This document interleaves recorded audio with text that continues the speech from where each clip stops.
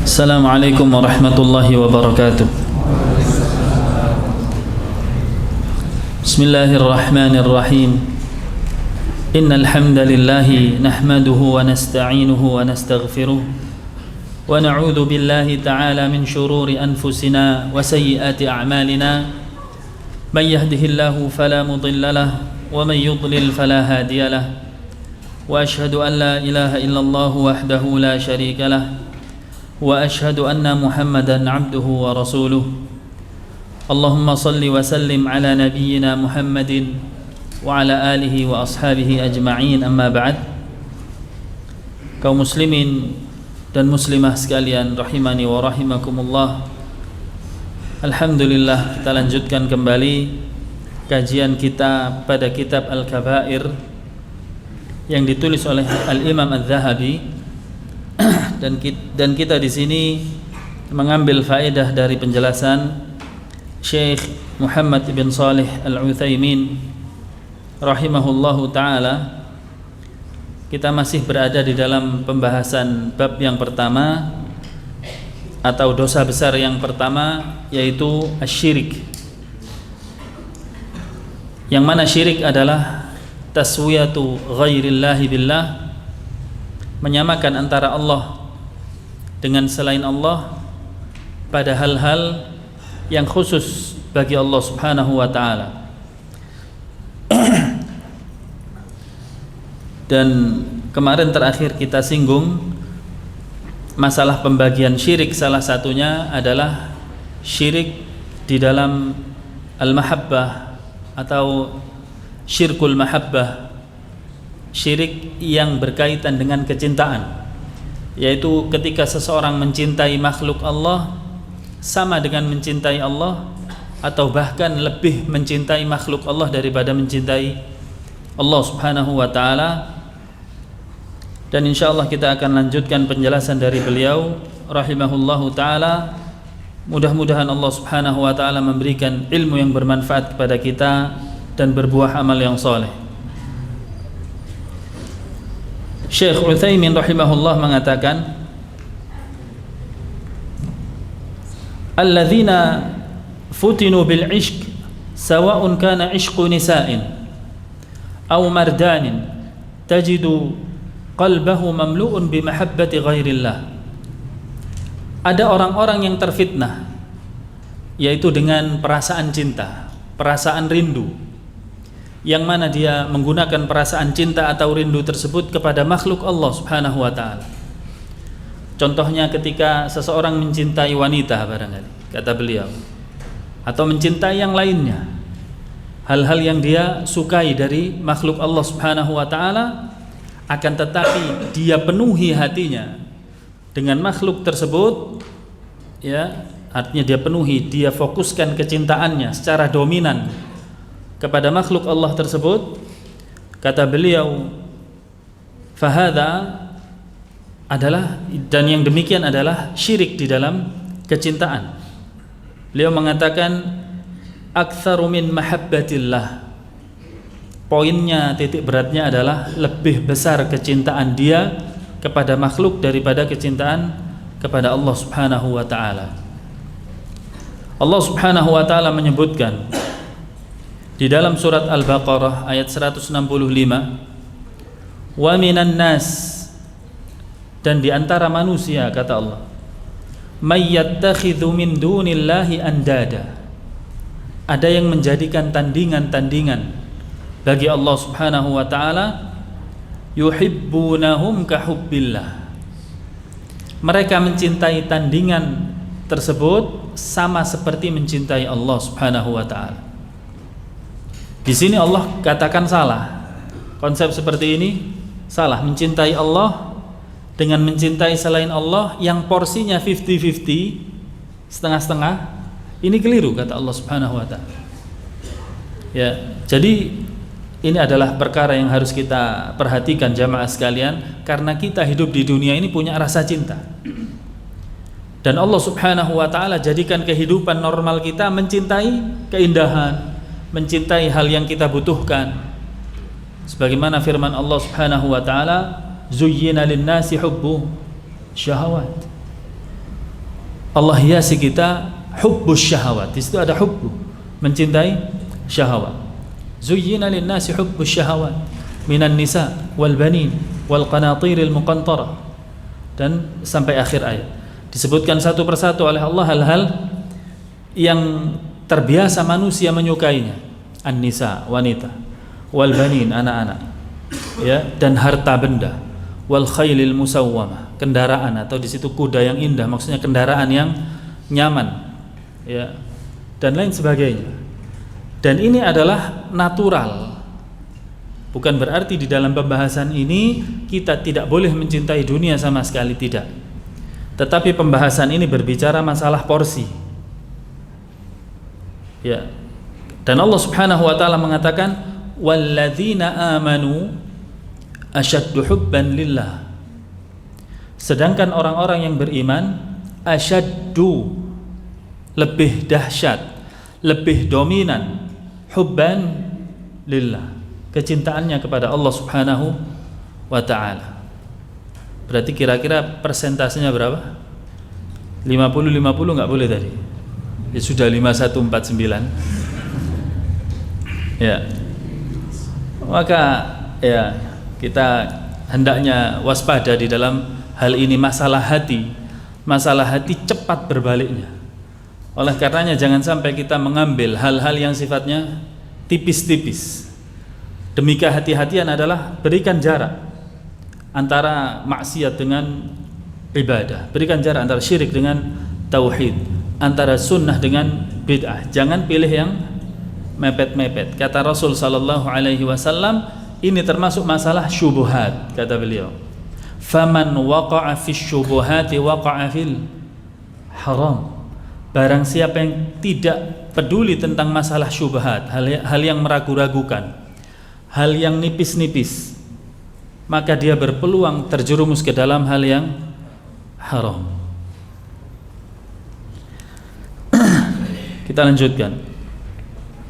Kita sudah melalui pertama, ya, syirik besar sudah kita bahas, yaitu menyamakan Allah dengan selain Allah pada hal-hal yang khusus bagi Allah Subhanahu wa taala, dengan meyakini adanya makhluk yang bisa melakukan seperti perbuatan Allah Subhanahu wa taala. Kemudian kita lalui syirkut ta'ah, syirik di dalam ketaatan, mentaati makhluk Allah pada perkara-perkara yang justru Allah larang di sana. Jadi lebih memilih perintahnya makhluk daripada perintahnya Allah. Walaupun hal seperti ini, selama orangnya meyakini perintah yang lebih benar adalah perintahnya Allah, dia terjerumus ke dalam kesyirikan, tetapi syirik kecil, selama di dalam hatinya meyakini aturan yang paling benar aturannya Allah. Saya melakukan ini mungkin ya karena syahwat atau karena paksaan dan lain sebagainya. Kemudian yang ketiga, tadi kita singgung syirkul mahabbah, syirik di dalam mencintai. Sesungguhnya seluruh hal yang kita cintai wajib hukumnya dibangun di atas kecintaan kepada Allah Subhanahu wa ta'ala. Kita mencintai dunia boleh, dengan syarat kita lakukan kecintaan tersebut dibangun di atas kecintaan kepada Allah. Gimana contohnya? Contohnya di dalam mencari harta barangkali. Semua orang suka di dalam mengumpulkan harta. Agar tidak terlalu cinta kepada harta, ingatlah kepada Allah Subhanahu wa ta'ala, sang pemberi rizki. Ya, akhirnya kita cari dari yang halal saja.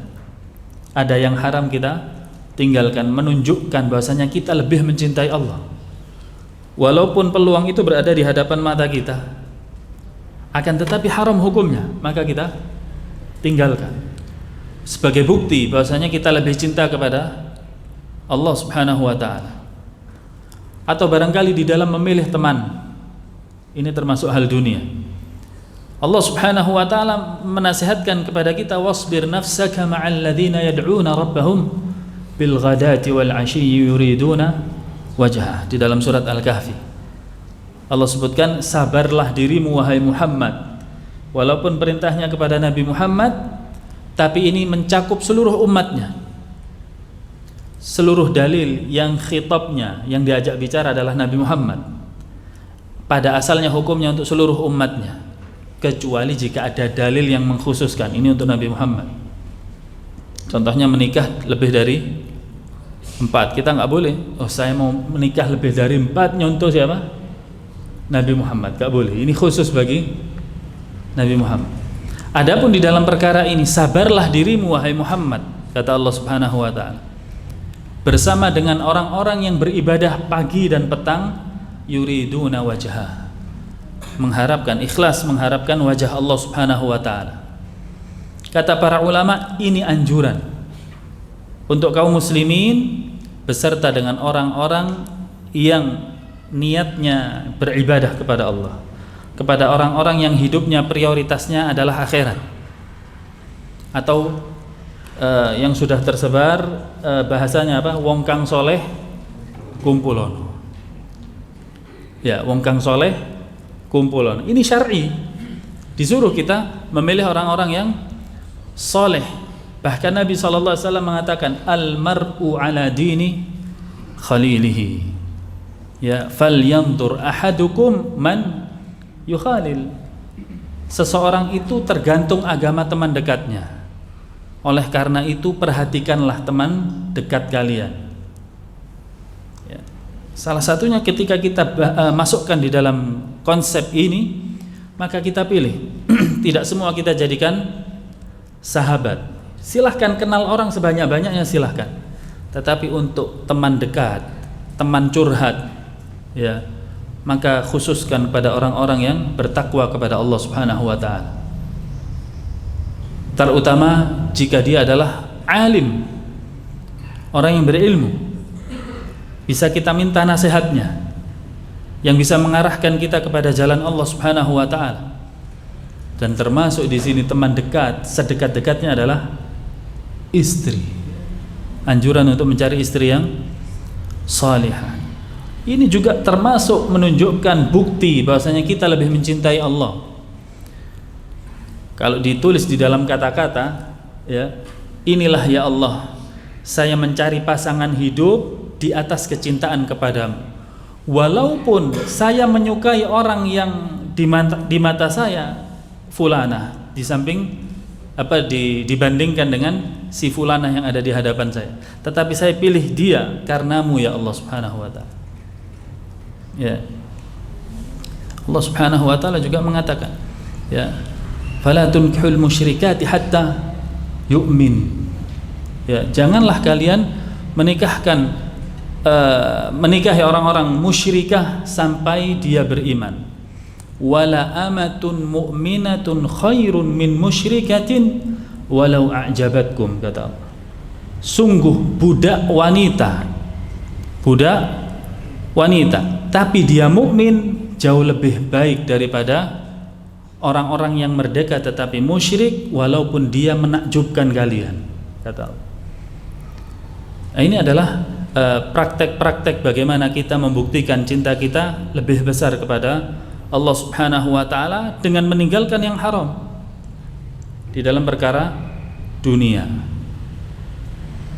Berikutnya Syekh mengatakan wa min dzalika wa huwa amrun khafiyyun min dzalik. Dan di antara bentuk syirik yang lainnya adalah perkara yang sangat samar-samar, khafiyyun, yaitu ar-riya.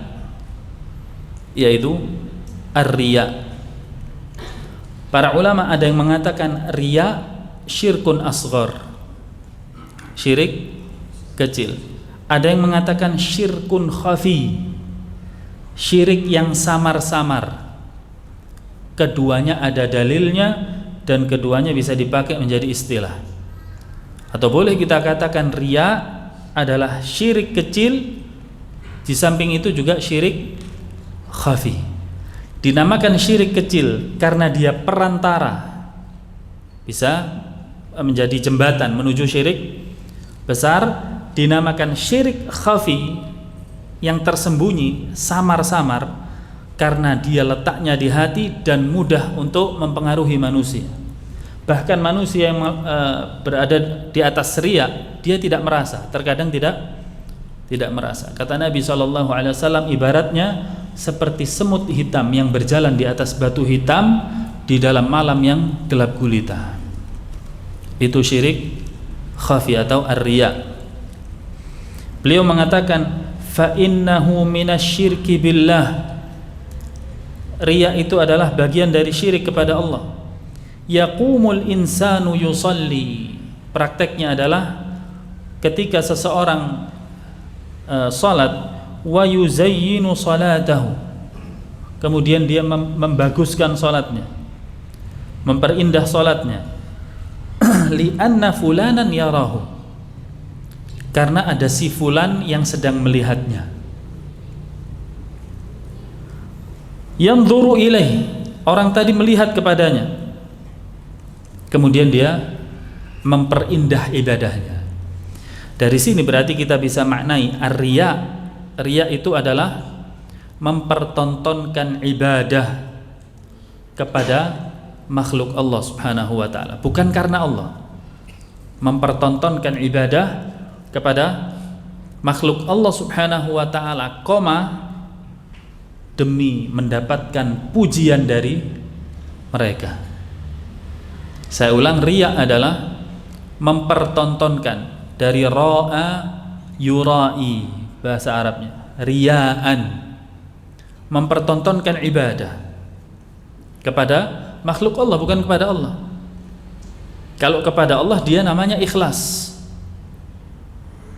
Kalau kepada makhluk Allah lawannya ikhlas adalah ar-riya. Mempertontonkan ibadah kepada makhluk Allah, ada tujuannya dia. Tujuannya adalah demi mendapatkan pujian dari mereka.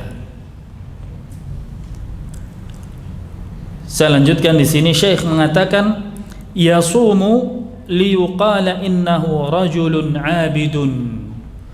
Dia berpuasa, tujuannya adalah supaya dipuji bahwasanya dia adalah orang yang rajin berpuasa. Yatasaddaqu liyuqala innahu rajulun karim. Dia bersedekah tujuannya untuk mendapatkan gelar bahwasanya si fulan adalah orang yang dermawan. Hadza riya. Inilah praktek dari riya. Allah Subhanahu wa taala berfirman di dalam sebuah hadis qudsi, ana aghnas syuraka'u 'ani syirk. Kata Allah, saya adalah zat yang tidak butuh sekutu-sekutu sedikit pun. Man 'amila amalan, barang siapa yang mengerjakan sebuah amalan, asyraka fihi ma'i ghairi, yang dia di dalam amalan tersebut mempersekutukan aku dengan selainku, taraktuhu wa syirkahu, aku akan meninggalkannya bersama dengan sekutunya tadi. Subhanallah. Ya. Apakah sekutunya punya pahala dan dosa? Tidak punya. Apakah orang yang dia inginkan pujiannya punya surga dan neraka? Tidak sama sekali. Lalu apa untungnya seseorang tersebut? Riya. Bukankah ibadah kita itu yang kita harapkan adalah pemberian pahala dari Allah? Yang mana ketika kita wafat, kita meninggal dunia, kita mengharapkan ibadah yang kita kerjakan kita persembahkan kepada Allah Subhanahu wa taala supaya Allah memberikan rahmat kepada kita.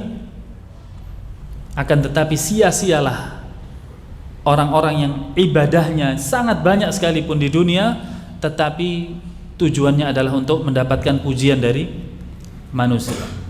Rugi riya yang pertama adalah tidak mendapatkan apa-apa alias amalannya gugur. Wa qadimna ila ma 'amilu min 'amalin faj'alnahu haba'an manthura, kata Allah. Di hari kiamat ada orang-orang yang didatangkan oleh Allah Subhanahu wa taala dan dilihatkan amalan-amalan mereka, sampai-sampai mereka di dalam sebuah hadis ada yang melihat amalannya sebesar gunung Tihama, sangat besar sekali. Kemudian ketika dia sudah merasa bangga dan merasa selamat di akhiratnya, faja'alnahu haba'an manthura, kami jadikan amalannya sebagai debu yang berterbangan. wal iyadu billah. Sungguh rugi orang seperti ini. Ya, di dalam Sahih Muslim juga disebutkan bagaimana nasib orang-orang yang riya ketika di dunia. Seluruhnya amalannya amalan yang besar. Kata Rasul sallallahu alaihi wasallam di dalam Sahih Muslim, sesungguhnya awwalu ma yuqda, pertama kali yang diputuskan perkaranya oleh Allah Subhanahu wa taala, ada 3 golongan. Yang pertama, rajulun ustushhida, seseorang yang mati syahid. Bayangkan, amalannya di dunia berperang di jalan Allah dan meninggal dunia, mati syahid. Sesuai dengan hukum zahir manusianya, seolah-olah dia mati syahid. Kemudian didatangkan di hadapan Allah Subhanahu wa taala dan ditanya oleh Allah. Nikmat yang aku berikan kepadamu dulu di dunia engkau gunakan untuk apa? Kata orang tadi, tidak ada satu jalan pun yang di situ mengandung perjuangan kepadamu ya Allah, melainkan aku berada di dalamnya. Kata Allah Subhanahu wa taala, kadzabta, bohong. Engkau lakukan itu semuanya supaya mendapatkan gelar pahlawan, liyuqala jari, supaya dikatakan manusia pemberani, dikatakan lelaki sejati dan lain sebagainya, pujian-pujian dari manusia. Waqad qil, dan hal itu sudah engkau dapatkan, kata Allah. Waqad qil, ya, dan sekarang bagianmu tidak ada selain api neraka. Kemudian dijerumuskan wajahnya di bawah, fasuhiba wa ulqiya finnar. Kemudian dia diseret oleh malaikat dan dilemparkan ke dalam api neraka. Golongan yang kedua yang dihukum pada waktu itu adalah orang yang mengajarkan Al-Quran, mengajarkan agama, atau disebutkan juga orang yang membaca Al-Quran, ya, membaca Al-Quran. Nah, ini bahaya juga, dan kita berada di atas peluang tersebut, jamaah sekalian. Pentingnya untuk ikhlas melebihi daripada pentingnya semangat kita di dalam menghadiri majelis ilmu. Percuma kita menghadiri majelis ilmu tanpa ada keikhlasan, faja'alnahu haba'an manthura, akan jadi debu yang berterbangan.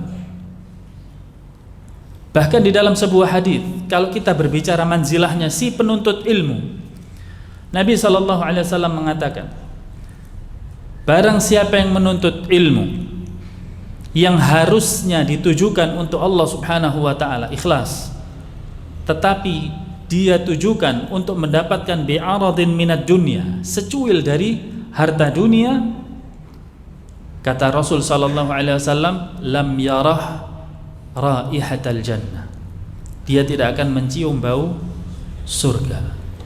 Bayangkan, susah-susah dari rumah meluangkan waktu majelis taklim hadir, susah atau enggak? Ya, merelakan beberapa kesibukan, susah atau tidak? Susah, ya. Belum lagi nanti ketika berbenturan dengan perkara yang kita idam-idamkan. Kalau tidak ada keikhlasan di sini percuma usaha kita. Ikhlas, fal ikhlas. Nomor 1 ikhlas. Allah Subhanahu wa taala mengatakan, wa ma umiru illa liya'budullaha mukhlishina lahuddin. Tidaklah mereka itu diperintah, yaitu manusia ini diperintah di atas muka bumi ini 2 perintahnya. Di samping ibadah, yaitu mukhlisin, ibadah yang disertai dengan ikhlas. Apa makna ikhlas di sini? Yaitu menunjukkan, ikhlas artinya memurnikan. Secara bahasa artinya memurnikan, ya, memurnikan, membersihkan. Kalau dikatakan ikhlas di dalam ibadah, membersihkan tujuan ibadah dari segala macam makhluk dan menunjukkan hanya kepada Allah Subhanahu wa taala, termasuk di dalam majelis ilmu. Ya. Kalau manzilahnya di dalam hadis Muslim tadi adalah sebagai pengajar, kita sebagai pengajar, tujuannya adalah untuk menyebarkan ikhlas, mengajarkan ilmu kepada manusia. Tapi yang disebutkan di dalam hadis tadi, liyuqala alim, atau yang membaca Al-Quran, liyuqala qari, supaya dikatakan nih qari suaranya indah, nih si fulan ulama, ustadz, alim. Kata Allah, faqad qil, hal yang demikian sudah engkau dapatkan dulu. Dan saat ini tidak ada bagianmu kecuali api neraka. Dan orang yang ketiga didatangkan adalah orang yang yatasaddaq, yaitu bersedekah. Karim, sedekahnya sangat banyak. Ya, ketika didatangkan oleh Allah Subhanahu wa taala, wahai hambaku, nikmat yang aku berikan kepadamu dulu di dunia untuk apa? Kata orang tadi, tidak ada satu peluang kebaikan dengan hartaku ya Allah, melainkan aku di situ mensedekahkan hartaku. Mungkin orang-orang seperti ini sudah membangun ribuan masjid barangkali, atau membantu madrasah, ya, atau bahkan menyantuni anak-anak yatim yang sangat banyak sekali dengan hartanya. Amalan yang dipandang oleh manusia ketika di dunia amalan yang besar, amalan yang besar sekali. Tidak ada satu orang pun di dunia barangkali dulu yang mencela dia. Kalau ada yang mencela dia, langsung habis orang yang mencela ini. Karena seluruh kaum muslimin merasakan hartanya. Tetapi ini semuanya tidak ada harganya di hadapan Allah. Allah Maha Kaya. Allah hanya memerintahkan ikhlaslah di dalam beribadah, termasuk sedekah. Kata Allah Subhanahu wa taala, kadzabta, bohong. Engkau dulu bersedekah, mendermakan hartamu, liuqala jawad, supaya dikatakan dermawan. Faqad qil, yang demikian sudah engkau dapatkan dulu. Sudah engkau dapatkan. Dan sekarang tempatmu di neraka. Wallahi ya ikhwan, hati-hatilah. Intabihu, hati-hatilah terhadap pujian. Jangan jadikan pujian manusia itu adalah nikmat untuk kita. Jangan. Bahkan Nabi SAW mengatakan al-madhu kadzabhi, atau kama qala, pujian ini seperti sembelihan. Kalau kita sudah dipuji, lemah kita. Lemah. Akhirnya apa? Kalau kita nyaman dengan pujian tersebut, kita akan susah mau beribadah. Tunggu, ini mana yang muji ya? Kalau nggak ada yang muji nggak jadi. Nggak jadi, besok aja nunggu si fulan. Kurang merdu suaranya kalau nggak ada si fulan. Akhirnya tidak jadi beribadah dia. Jangan sampai kita senang ketika dipuji. Berbahaya. Hati ini sangat lemah. Dan pujian ini ibarat sembelihan. Bahkan Nabi SAW ketika melihat ada salah seorang yang memuji sahabatnya di depan matanya, beliau menegur, sama saja engkau memenggal lehernya. Ya, bahkan di dalam sebuah riwayat Nabi SAW mencari segenggam tanah dan ingin melemparkan kepada orang yang memuji beliau. Ya. Nah, jadi di dalam kitab Al-Kabair yang lain yang ditulis oleh Syekh Muhammad bin Abdul Wahhab, beliau mengatakan termasuk dosa besar memuji orang lain di hadapannya. Memuji orang lain di hadapannya, di hadapan matanya. Dan ini bisa masuk ke dalam penjilat, ya. Bisa masuk di dalam menjatuhkan harga diri, menjatuhkan hati saudara muslimnya tadi, sehingga berpeluang saudara muslimnya berbuat riya. Nah, ini bahaya. Jangan sampai kita beramal untuk mendapatkan balasan dari orang lain. Allah Subhanahu wa taala juga berfirman tentang konsep ikhlas di dalam surat Al-Insan. Ayat ini sering dijadikan hujjah oleh para ulama di dalam bab ikhlas.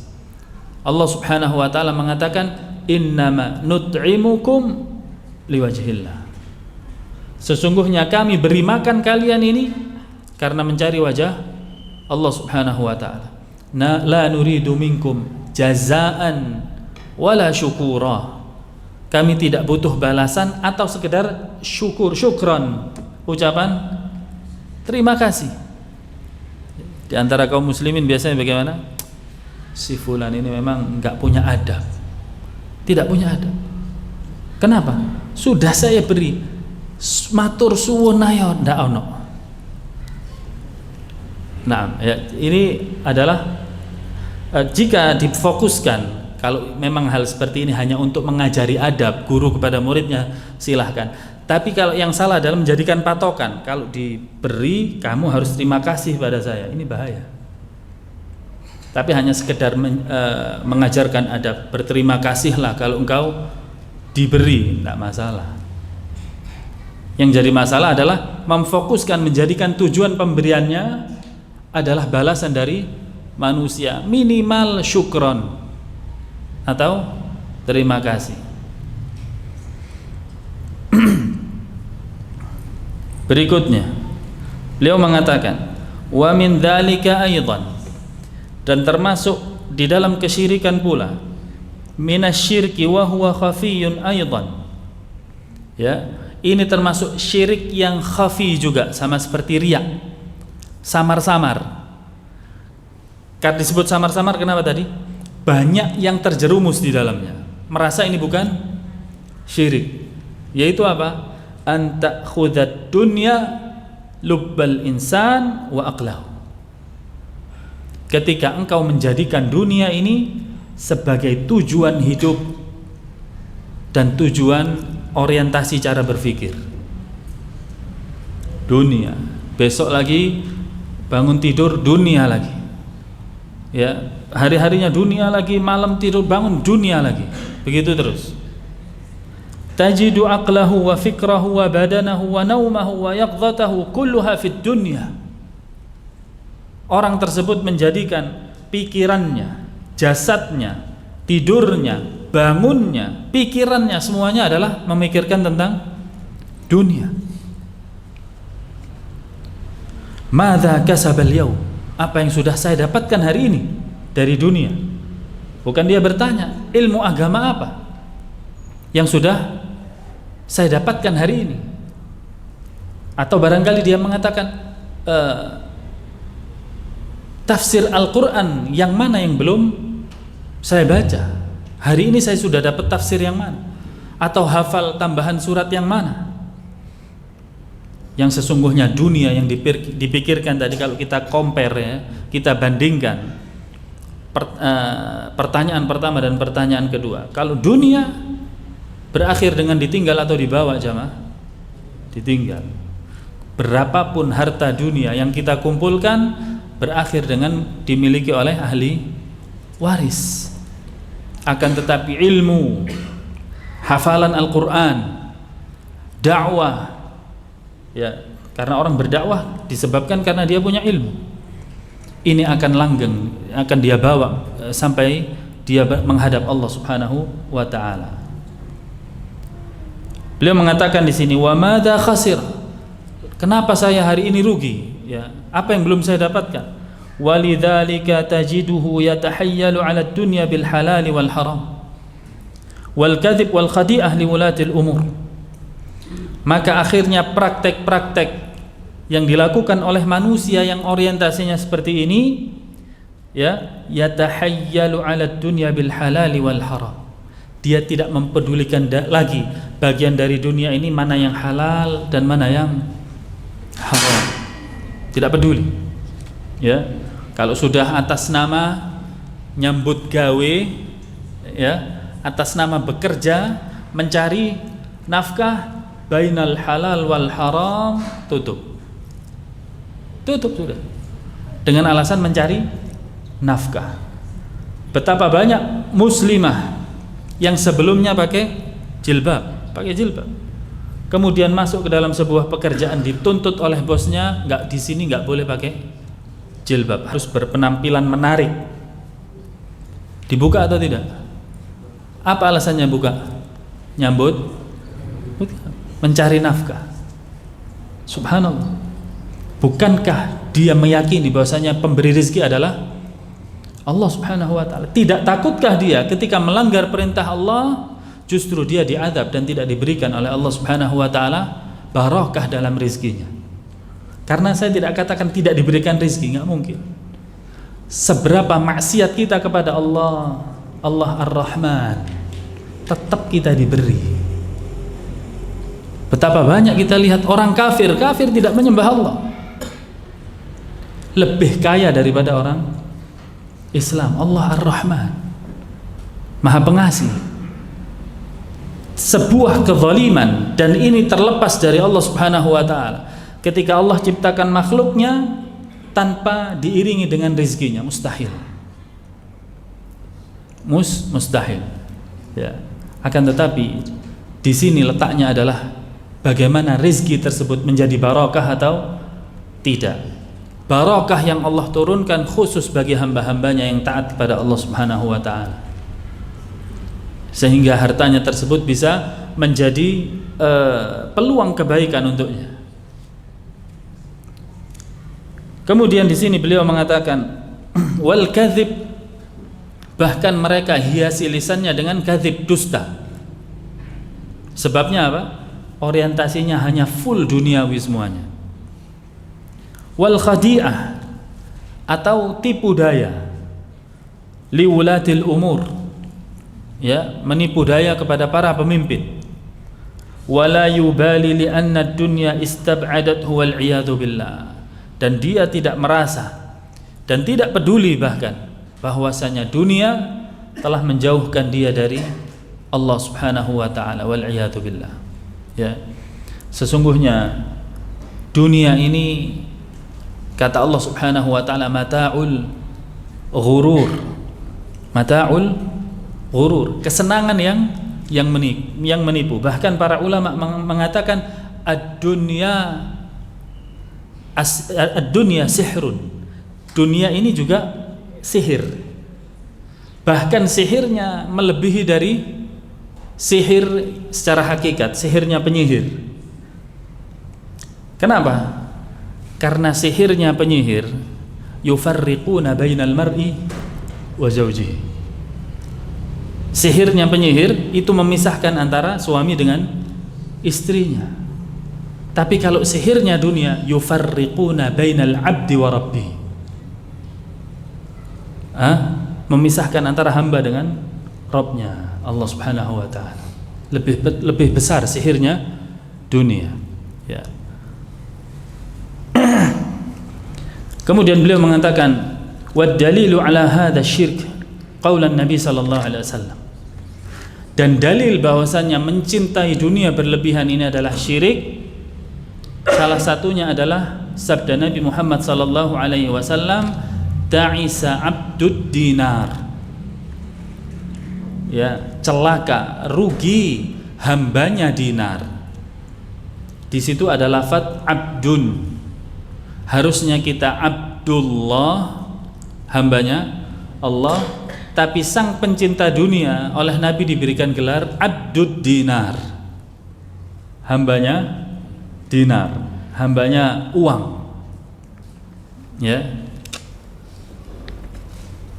Hal tadhunnuna anna hadha yasjudu lid-dinar?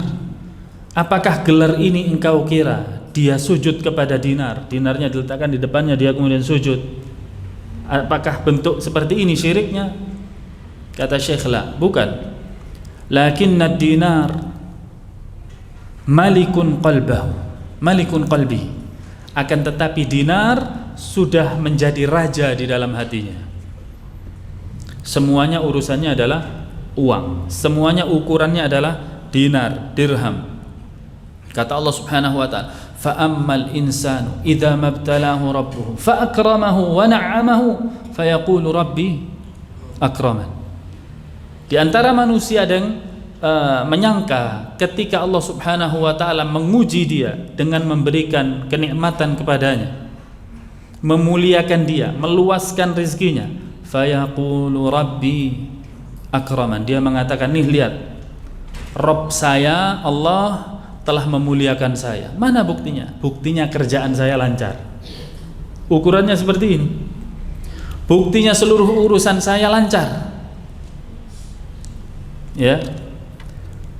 Kemudian wa ammal insan idza mabtalahu faqadara alaihi rizqahu fayaqulu rabbi ahanan. Kemudian dia juga mengatakan apabila disempitkan rezekinya oleh Allah, diuji dengan kesempitan rezeki, fayaqulu rabbi ahanan. Ternyata Allah telah menghinakan saya, subhanallah.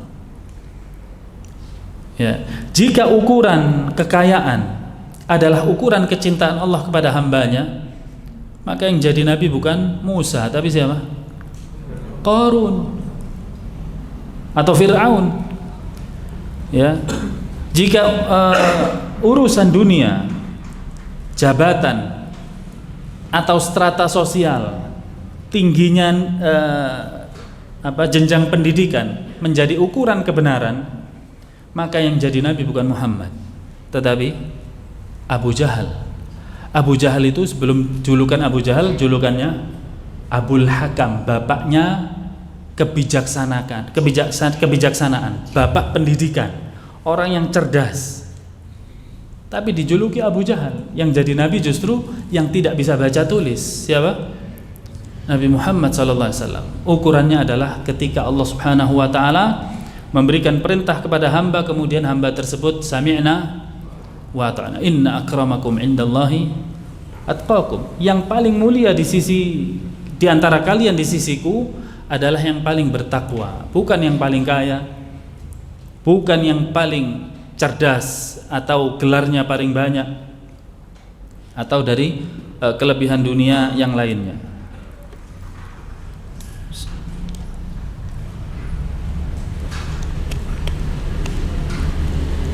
Kita lanjutkan di sini.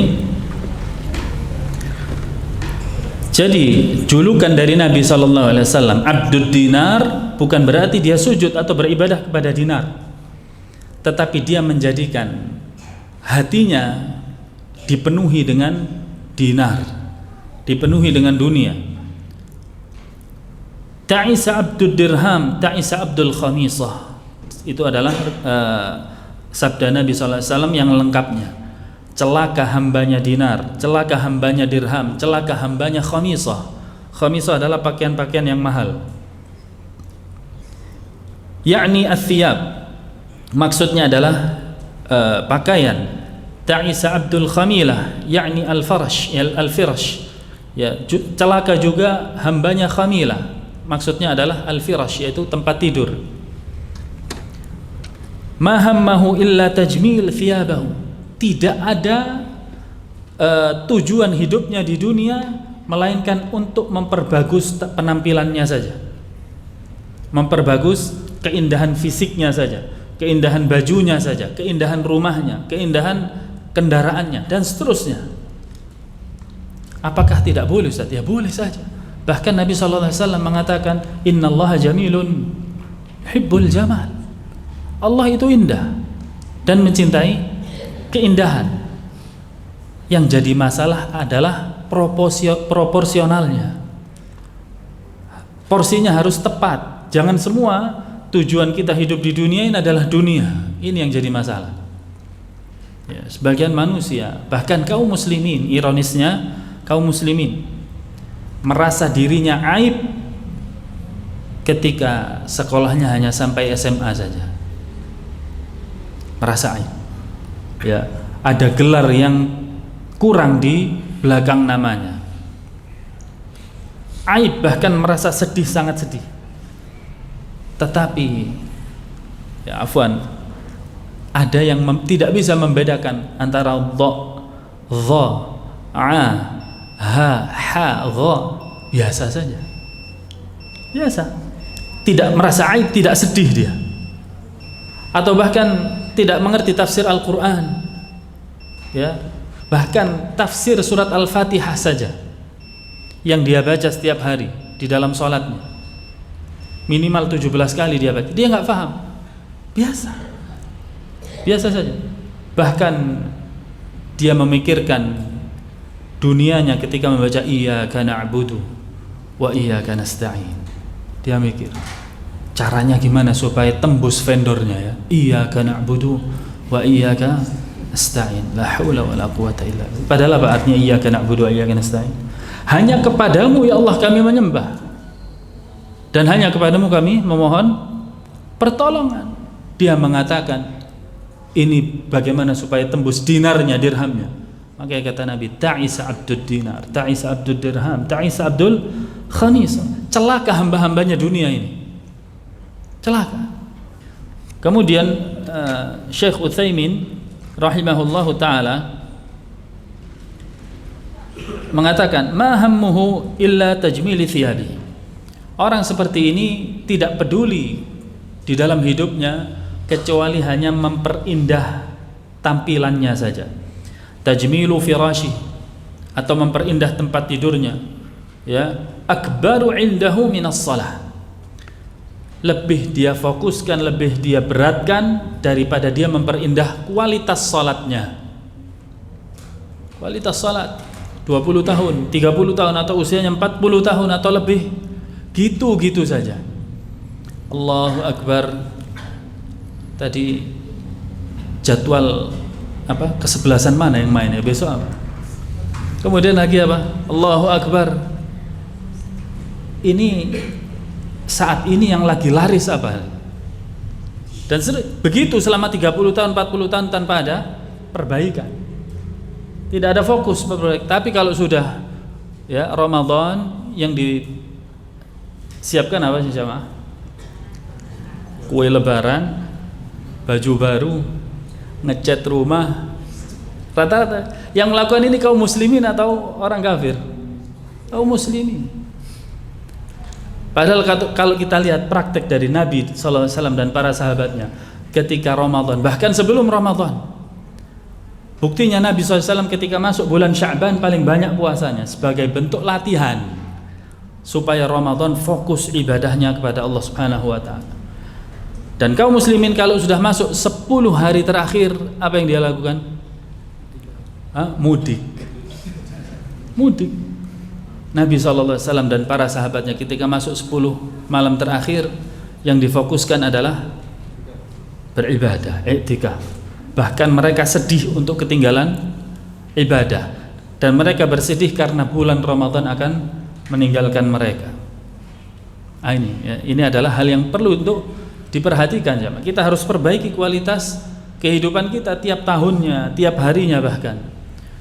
Dan kualitas salat ini adalah rukun Islam. Jangan sampai kita tidak tahu apa yang kita baca ketika salat. Bukankah sudah menggugurkan kewajiban, Ustaz? Selesai. Allah mengatakan di dalam surat Al-Mu'minun, qad aflahal mu'minun alladzina hum fi salatihim khashi'un. Bukan sekedar hanya mendirikan salat, tapi khusyuk dalam salatnya. Sungguh bergembira, berbahagia, menang. Orang yang beriman itu siapa? Apakah Allah mengatakan alladzina yuqimunas shalah begitu saja? Orang yang mendirikan salat? Enggak. Yaitu alladzina hum fi salatihim khashi'un. Orang yang salat tetapi dia khusyuk dalam salat. Al-Imam Ibnul Qayyim mengatakan khusyuk dalam salat karruh fil jasad. Khusyuk di dalam salat itu seperti ruh dalam jasad. Jasad tanpa ruh bagaimana? Ada manfaatnya? Ditanya bisa jawab? Tidak bisa. Sama seperti khusyuk dalam salat. Kalau salat tanpa khusyuk, hanya sekedar antum melihat orang takbir, kemudian ruku, sujud, berdiri lagi, kayak orang bangkit dan sujud saja. Hanya menggugurkan kewajiban, itu istimewanya. Dia tidak ada kewajiban salat lagi. Tapi nilai dalam salatnya, fungsi-fungsi dalam salatnya nggak dapat. Seperti innas salata tanha 'anil fahsya'i wal munkar. Antum lihat ada istilah STMJ, salat terus maksiat jalan. Kok bisa ya? Padahal kata Allah innas salata tanha 'anil fahsya'i wal munkar. Salat itu bisa menghindarkan dari maksiat, perbuatan keji dan munkar. Kenapa enggak khusyuk salatnya? Maksud dari khusyuk tersebut adalah menghadirkan hati di dalam salat. Caranya bagaimana? Cara yang paling ampuh di dalam menghadirkan hati ketika salat adalah faham apa yang kita baca. Faham terjemahnya, alhamdulillah. Lebih lagi faham maknanya. Yang dimaksud oleh Allah itu apa? Faham. Contoh, Allahu Akbar. Kita sedang berikrar bahasanya Allah Maha Besar. Apa maksudnya? Ini panggilan Allah. Allah Maha Besar. Selainnya berarti kecil. Ya. Allahu Akbar. Duh, sandal tadi lupa tadi taruh mana. dan masih banyak yang lainnya. Oleh karenanya syariat Islam mengatakan hal-hal yang bisa mengganggu kekhusyuan salat kita itu ditunaikan dulu sebelum salat. Bahkan sebuah hadisnya, kalau ada makanan yang sudah ada di hadapan kita, dan kita lapar, dikhawatirkan ketika salat kita ingat makanan itu, ya sudah, makan dulu. Ya, bukan mutlak harus kalau ada makanan enggak salat dulu, tapi makan dulu. Kalau khawatir ketika kita sholat memikirkan makanan itu, ya sudah, makan dulu. Ya, kalau kita berjalan ke masjid tidak boleh berlari, tidak boleh tergesa-gesa. Kenapa? Nanti ngos-ngosan sampai di dalam shaf, kemudian sholat tidak khusyuk lagi. Kalau kita perhatikan segala macam dalil, kesimpulannya adalah setiap perkara yang mengganggu kekhusyuan kita disuruh tunaikan dulu oleh Allah. Jangan sampai sholat kita tidak khusyuk, ya, tidak khusyuk. Dan orang seperti ini disebutkan tidak perhatian terhadap hal ini. Sholatnya beberapa tahun, puluhan tahun seperti itu, ya sudah. Tapi dia mikir bagaimana caranya supaya kalau sudah punya rumah satu, rumah dua, rumah tiga, dan seterusnya. Kemudian lanjutan hadisnya, sifat dari abdud dinar, sifat dari hambanya dinar, in u'tiya ridha wa illam yu'ta sakhit. Biasanya orang seperti ini yang orientasinya dunia, in u'tiya, kalau diberi ridha dia senang, alhamdulillah. Wa illam yu'ta, kalau enggak dapat, terlewat darinya, sakhit, dia murka, marah. Ujung kebahagiaannya adalah dunia. Dan ini dilarang dengan keras. Di dalam kitab Al-Kabair, Syekh Muhammad bin Abdul Wahhab mengatakan, minal kabair al-farh bid dunya. Termasuk bagian dari dosa besar adalah menjadikan ujung kebahagiaannya adalah dunia. In u'tiya ridha, kalau diberi alhamdulillah. Dan hal ini dinasihatkan oleh salah seorang Bani Israel kepada Qarun. Kata Bani Israel kepada Qarun, ya Qarun, la tafrah, innallaha la yuhibbul farihin. Janganlah engkau berbahagia wahai Qarun. Maksudnya apa? Menjadikan ujung kebahagiaanmu, patokan bahagiamu adalah dunia, habis. Sesungguhnya Allah tidak senang orang-orang yang berbahagia karena dunia. Sebenarnya ada beberapa nasihat yang saya ambil dari tafsir Ibnu Katsir, tapi waktunya sudah berbunyi, ya. Insyaallah kita lanjutkan pada kesempatan yang akan datang. Mudah-mudahan Allah Subhanahu wa taala mengampuni dosa-dosa kita dan memberikan istiqamah kepada kita di jalan ilmu dan amal. Sallallahu ala Muhammad wa ala ali Muhammad walhamdulillahi rabbil alamin. Assalamualaikum warahmatullahi wabarakatuh.